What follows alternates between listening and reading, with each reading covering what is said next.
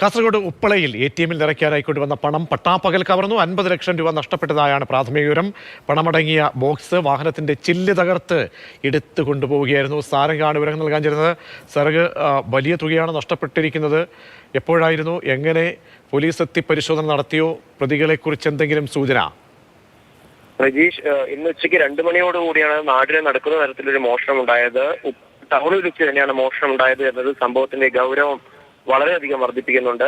ATM-ലേക്ക് പണം നിറയ്ക്കാനായി എത്തിയ വാനിന്റെ സുരക്ഷാ മാനദണ്ഡങ്ങളൊക്കെ തന്നെ, അത്തരത്തിലുള്ള സുരക്ഷാ ക്രമീകരണങ്ങളൊക്കെ തകർത്തുകൊണ്ടാണ് 50 ലക്ഷം രൂപ ഉദ്യോഗസ്ഥരടക്കം ഇരിക്കുന്ന സമയത്താണ് മോഷണം പോയത്.